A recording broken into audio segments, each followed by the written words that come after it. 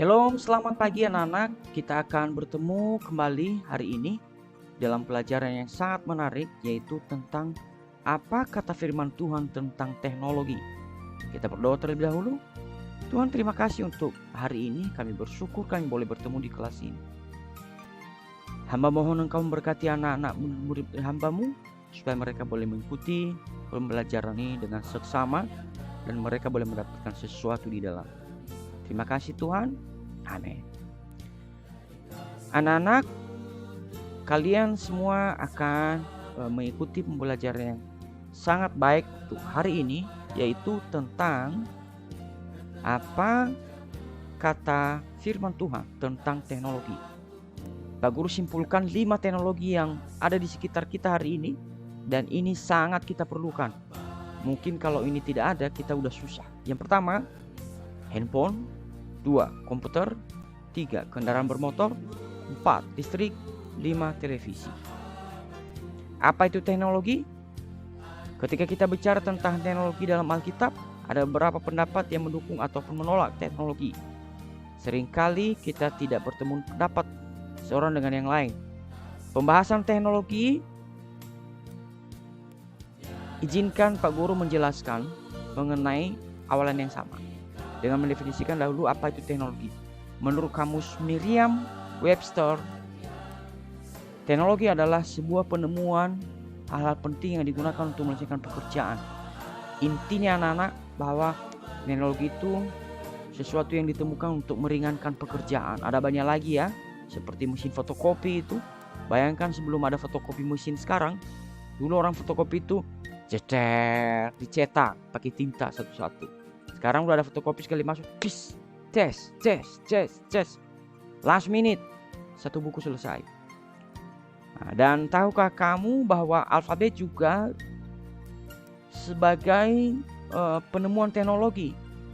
Dulu di Inggris, sebelum ada penemuan tulisan ABC itu, A, B, C, D, E, dan seterusnya, itu bahasa Inggris itu dilakukan seperti semacam orang bernafas, jadi seolah-olah natural seperti itu.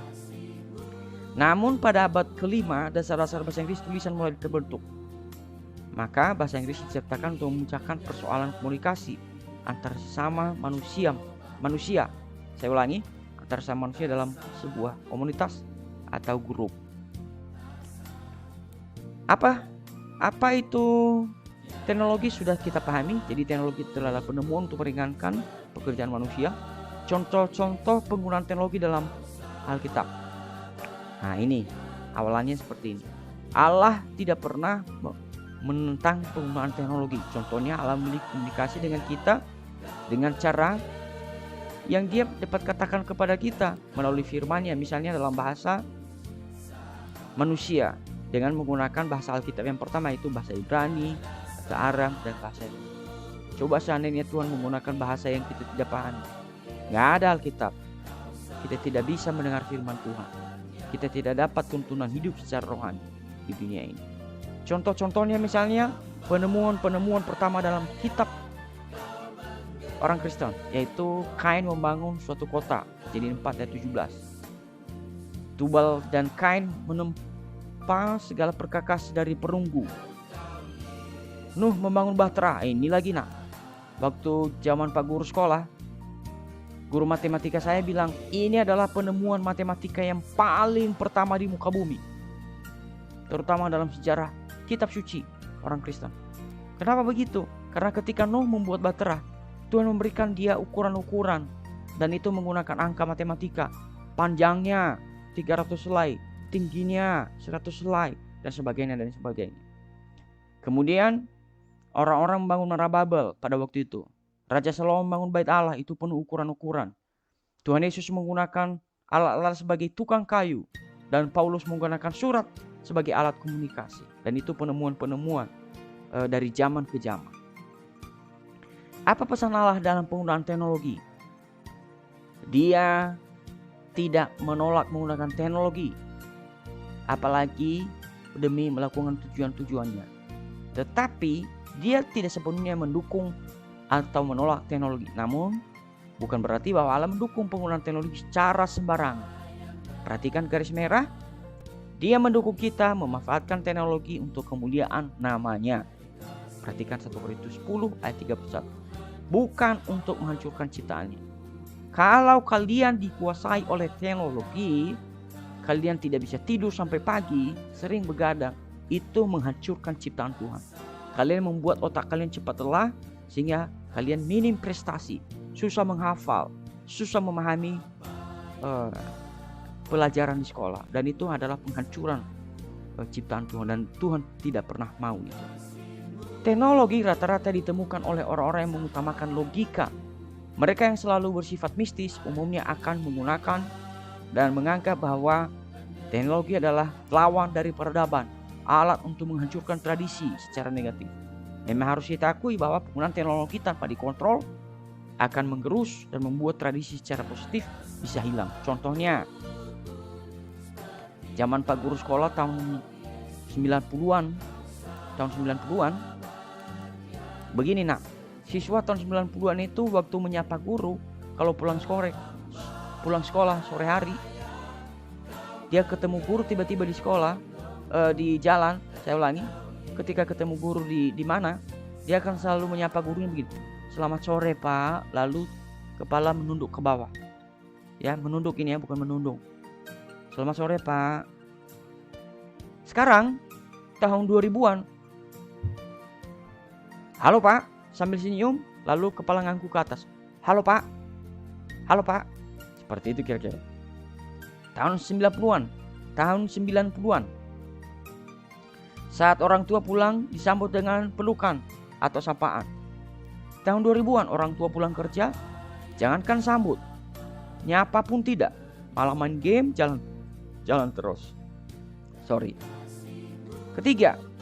Keempat, takut dapat nilai tinta merah waktu terima raport.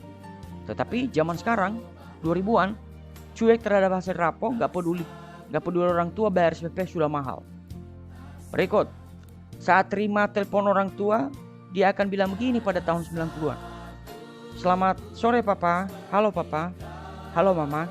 Kalau sekarang, halo? Ya sebentar.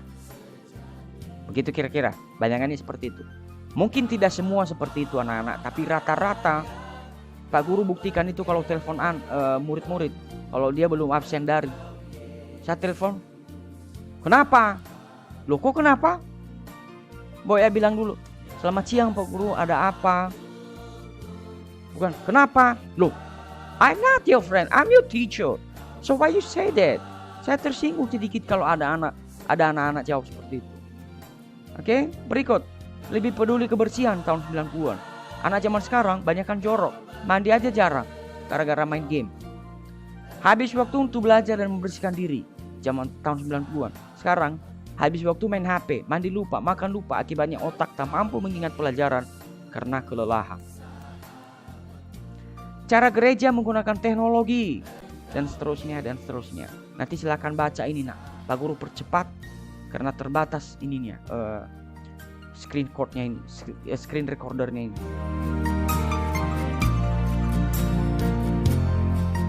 Dari mana asalnya teknologi? Jawabannya adalah dari Allah. Loh, kok bisa Pak? Bagaimana HP datang dari Tuhan? Loh ini, bagaimana ceritanya? Ini dia caranya. Allah adalah sang pencipta. Siapa yang menciptakan handphone? Siapa yang menciptakan teknologi? Manusia. Siapa yang menciptakan otak manusia? Adalah Tuhan. Begitu kira-kira.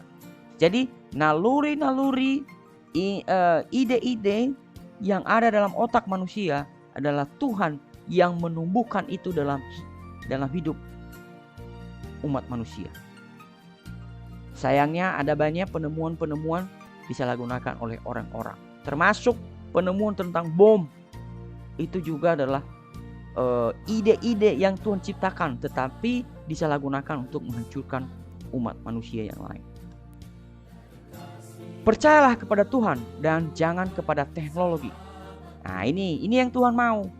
Tuhan mau kita menggantungkan hidup kita kepada Tuhan, bukan kepada handphone, bukan kepada teknologi. Nah, kalau kita menciptakan sesuatu lalu hati kita, fokus kita ada di sana, itu berarti kita sedang menomorduakan Tuhan. Nah, Tuhan tidak mau seperti itu. Berikut, untuk menggunakan teknologi Anda harus menggunakan secara cerdas. Kalian harus menggunakan, kamu harus cerdas. Dengan tangan terbuka mengetahui teknologi bukanlah solusi untuk setiap permasalahan, melainkan merupakan sebuah alat untuk mengabarkan Injil, membuat pekerjaan menjadi gampang dan seterusnya. Berikut ayat Alkitab yang mendukung penggunaan teknologi dalam kehidupan setiap kita sebagai orang-orang Kristen. Nah, ini dia. Ini juga adalah salah satu contoh penggunaan teknologi dalam kehidupan umat manusia, khususnya dalam kehidupan dalam aktivitas medis atau kedokteran. Bayangkan ini, nak. Ini adalah gambarmu ketika kamu masih dalam bentuk sperma dan ovum. Tak guru juga. Ini adalah gambar ovum yang ada di dalam rahim ibu kita. Dan ini yang kayak kepala tauge ini, yang pernah makan tauge. Ini adalah sperma bapak kita waktu bertemu ovum ibu kita dalam rahim. Bayangkan dalam pertemuan pertama sperma dan ovum itu sperma dalam bentuk cairan. Lalu ovum juga dalam bentuk sel darah. Ketika ketemu akan menggumpal menjadi daging, dan dia mulai terbentuk seperti biji telur, dan semakin hari seperti ini. Coba lihat mukamu waktu seperti ini, nak. Mirip monyet. Bukan monyet lah, mirip tikus. Lalu lama-lama semakin menjadi bagus.